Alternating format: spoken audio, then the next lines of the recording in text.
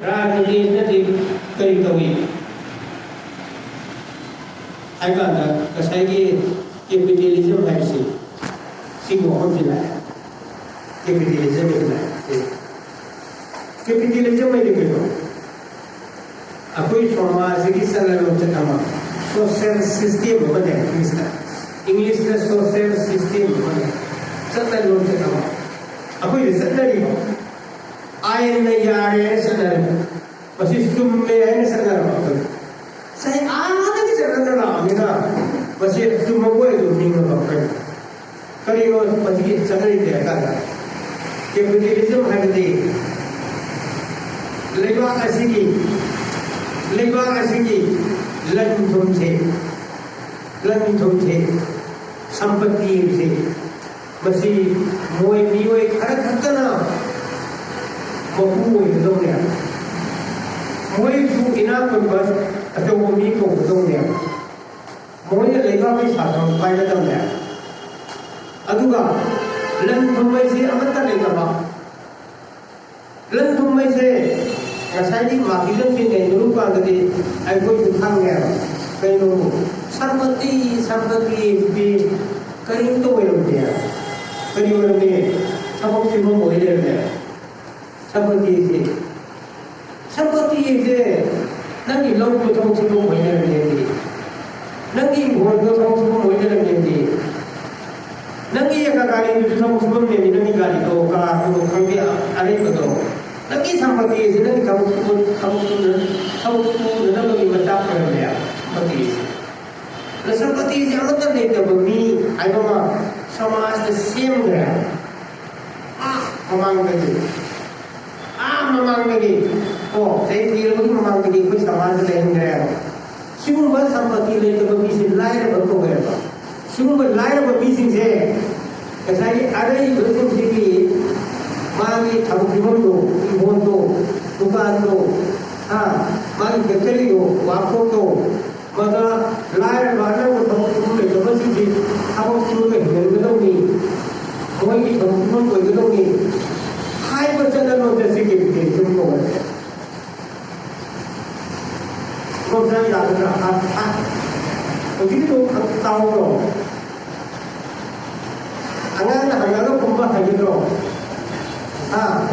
Ini ya. Lepas ini lantum seperti pun apa? Bioi kerana makuta. Begitu lepas.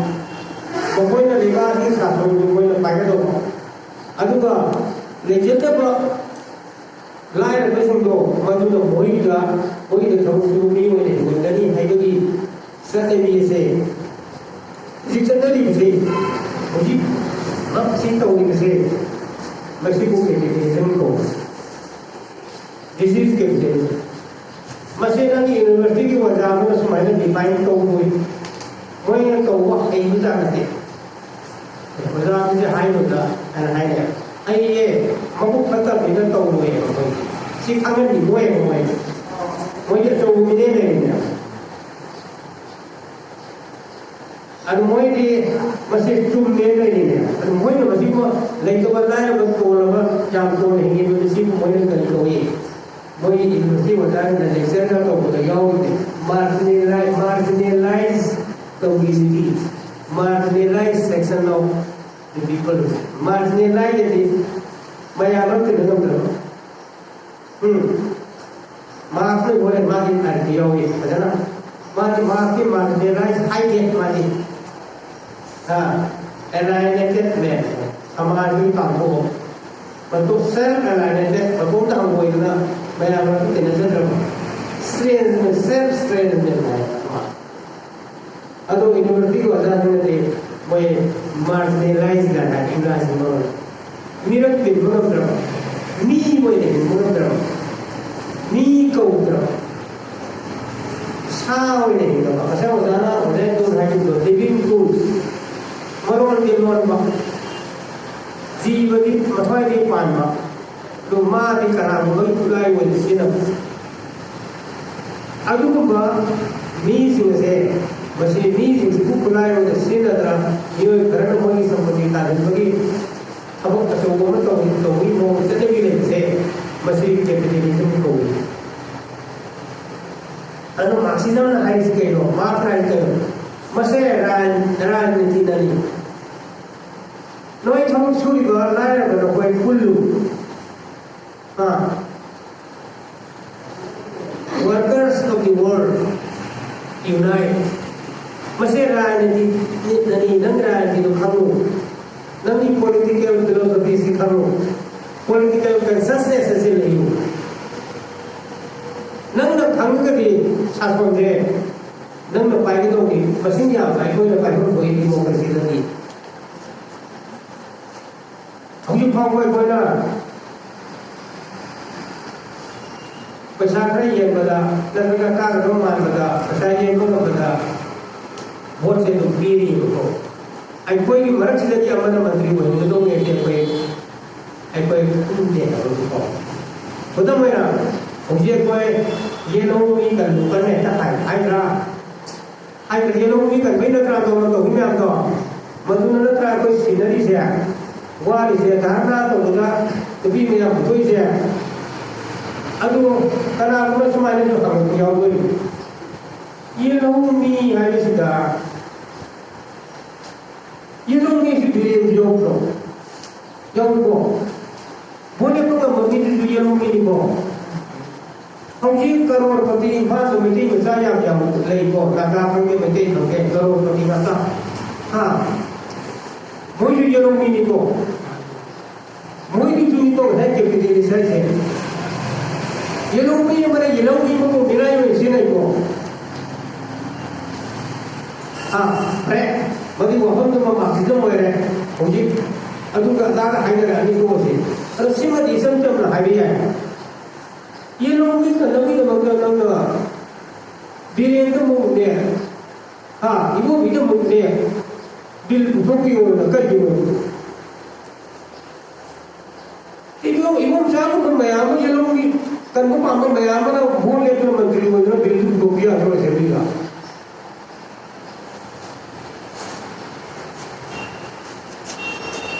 ai koi na sarkar upai si ma to hi ni ma me ba le ra ba lekin ko to aduna ki we the workers we the peasants we the farmers ai koi sina rajniti ase masi ai koi hangre outre Marxism se apena kari today we study here Marxism I see magi political philosophy mana rajniti ko bari le ba sum nagi puran ki lekam tu nati apa mamona lekam tu nati We are giving you political philosophy.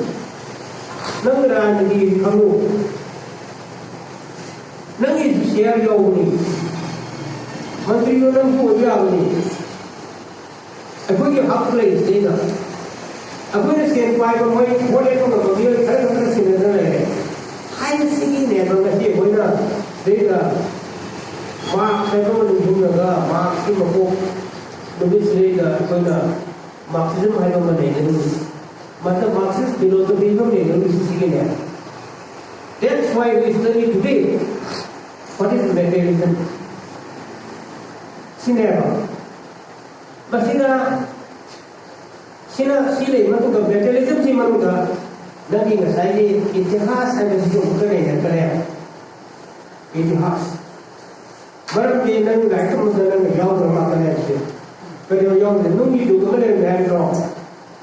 Yung kay may meeting je, yung kay taba lekuta daerah ita una mereka hingga lagi beberapa tahun boleh berani nung lagi sama kerana mereka makna kau boleh kesi.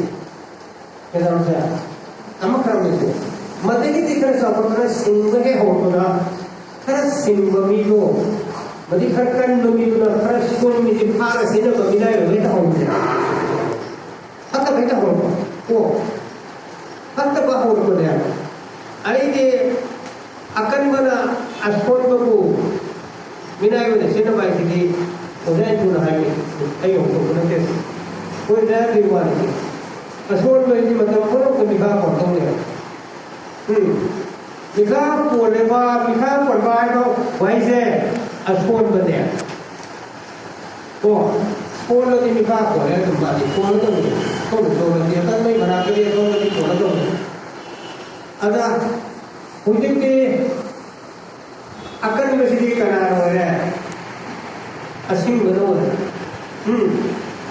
hujik ke akan mesti asing ba mana dina to ya ka mai to ye mesti akan mesti nai ko he hui asing asing de to ke ro akan mesti na asol mesti na akan mesti karai sakti lima kali ada sedih luka ke balik pada hari jadi makan akan asing benar ni mari lebih ke membangun dah mana orang pun betul sekali lari kenapa lari satu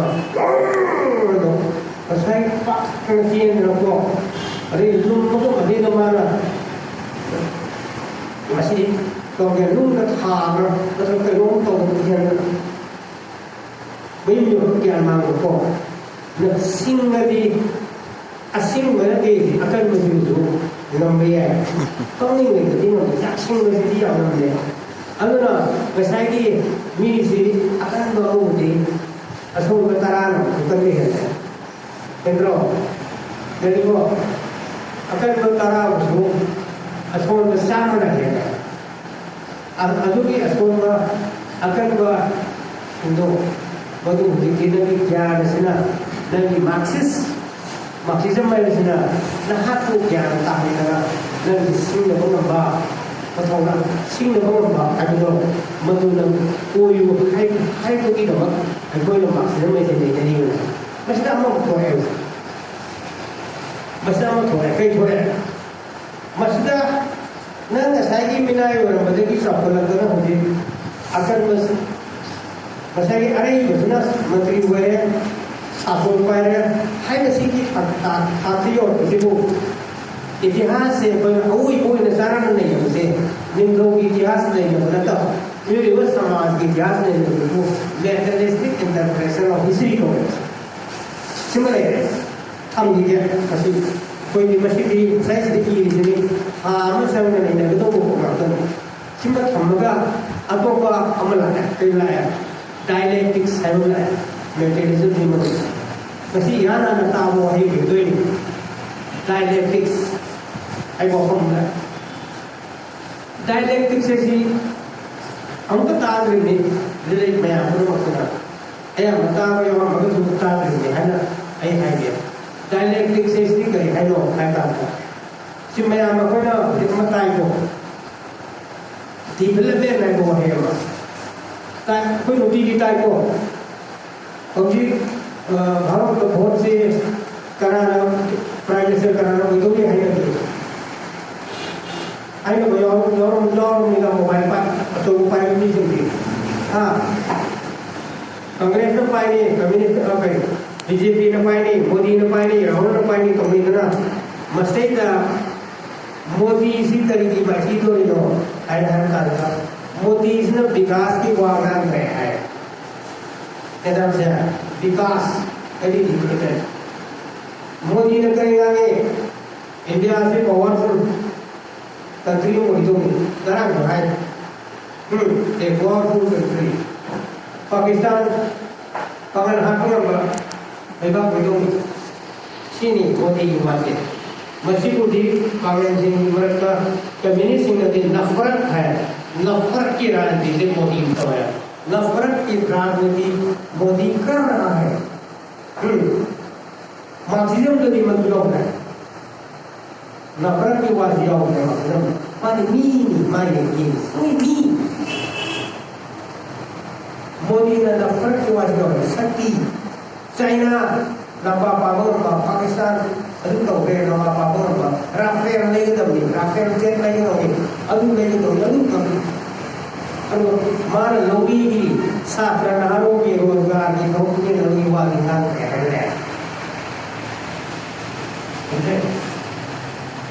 Maksudnya anda मायोका BJP की मायोका गाँव को दिसे मसी Umara anti national राष्ट्रोह को देश द्रोह है चाहिए आरे CBI अनागमा नगी कश्मीर की अब्दुल गुरुको हाइकोर्ट पार्लियामा को आर्थिक को विरोधी मागी मरमदा बिथिन तोमगा जेल डॉलर यूनिवर्सिटी दा पांथोकुदा याउबा कन्हैया कुमार को बिहार की अनागमा मागी मुंडे मार्क्सिस्ट हो मार्क्सिज्म जो हो मागी ngसाई पार्लियामेंट में मागी हिंदू को खलु तो को की को पक्के की कम्युनिस्ट और को ने खलु तो ना नंगी अब्दुल गुरु के याउ है अब्दुल गुरु के लोग याउ है ना नंगी कन्हैया कुमार से मस्जिद खाना कुपीदरा नंगी बीजेपी साथ तो बिना ही परिसर को पूर्ण पागा और बिहार से खबर है थोड़ा सा मान फरनोएगा ngसाई पॉलिसी कन्हैया कुमार आए दो रहा और सीखी क्यों नहीं पार्लियामेंट से कर पड़ा है वो दिनों करी ngसाई कन्हैया कुमार से और लोग एकदम फिर के लोमी की साथ रही ना तो स्थिति मुझे कि मोदी तो साथ कार्य है मसी मोदी तो पता है अगला वरी सी ये नुआई ना बात कर लोगों ने को डेवलपमेंट ने से विकास ऐसे कहीं होता है डेवलपमेंट ने से मसी दी सफर पाए जो आई ने तो बोलता सफर पाए जी करो हाँ सफर पाए जी करो ना मिल को पाए ने बात हो जाए राजू खान सफर पाए जी करो सफर पाए वाट कहीं गुम्बा में आवाज़ तो लेते हैं मफम सफर लंबा है जी करो आयो ना सफर पाए जी करो सफर पाए जी करो विकास ऐसे करो डेवलपमेंट ऐसे करो हाँ सफर पाए जी करो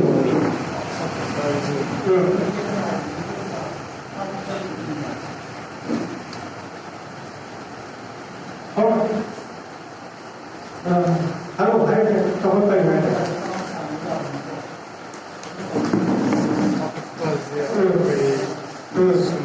डेवलपमेंट में तारा सफर पाए जी डेवलपमेंट नहीं तो डेवलपमेंट नहीं सफर कर रहे हैं पर कौन करी लोग वालम बदल सुन मैं कल पाए तारा अभी कौन कर सीधा सफर पाए भी अगले लगो नहीं है देखो सफर कर रहे हैं अगले लगो रहे हैं अगले लगो नहीं करो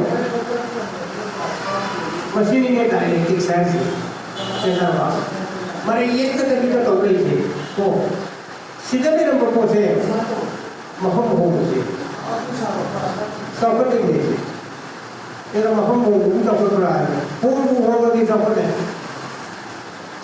सफर पर झूठ दे रहे हैं सफर पर झूठ दे रहे हैं मुझे सफर को भूकर भरे डेवलपमेंट को डेवलपमेंट है कि आने की तो तब आने ले रहे मिनटों न तब हाँ अभी जो सही उन्नति का सोचते हो जाए तो कोई जो नंगे फिल्म स्टार को कोई जो है हाँ अजरा मिमी ने कोई जो तो फिर खुदा हाँ अभी ने बीए का तो हमको मतलब मुझे निमोन को भी मामा चंगा भाई बच्चा से हाथ देता है मेरे मिमी ने मुझे भी करी हुआ है हाँ सारे का काम भी सारे का काम लोग कई कोई भी आते सी डेवलपमेंट सी सफर नहीं करो सब धरी हुई है हाँ कहीं बार ठाकुर बोलता है होगी भी है अब दे डेवलपमेंट ऐसे सफर बदलनी शब्द बदलनी आने की सीना तो आने की सीना तो आने की सुनने की से बस भी डेवलपमेंट अब तो नहीं हो गया अब ये डेवलपमेंट ऐसे माती कर भाई लग आया अंदर सेंटिन बात शुरू बात है तो रिपेयरिंग है कमा रिनोवेशन है कमा डेवलपमेंट है सेंटिन बात है कमा को लेकिन हाल सुप्लाई ले रहे हैं तो वो ना खालपू तो कमा देखा हाल सुप्लाई ले रहे हैं तो वो ना खालपू तो कमा खालपू तो कमा rise development चाहिए नहीं होगी मरुक के सही तो कोई भी पार्टी कोई तो से ओवर ब्रिज से कोई नहीं का सामान है बेंगलोर का दिल्ली का सामान में ना मेट्रो का सेंट्रल है मतलब कि डेवलपमेंट तो रिवॉल्यूशन ना को हो से दिस वॉज ए रिवॉल्यूशन से नोई बात करते को नोई बात ना मरे अमो करो रिवॉल्यूशन है कि हाने ले नम तो को ना खंग खंग था अपूत हो this is called a revolution development to the equality adage hana leram ko ma khama ma ta ma som leram umu ya ta ma ho ya ta ko ma som leram se ek ma na ko what is the revolution ma nangi es se belena do nanga nahi ko hekana mo nahi kiti ida ko bolte वो medical science की report सुना medical science की report सुना नंगी मुझे MRI CT scan तो को में आते रिपोर्ट सुना मेडिकल साइंस नंगी मसले लाइक को हम दबा बेबी मेडिकनेंट को कैंसर लाइक को बगी इदा मुझे थोड़ा बड़ी थोड़ा रिसर्च प्लान थोड़ा रिपोर्ट सुना रिपोर्ट अगर ngasi ekoi Marxism da yang maru riba Marxism asa amati kalau ko hongu ya da ko na ma koi sama se ne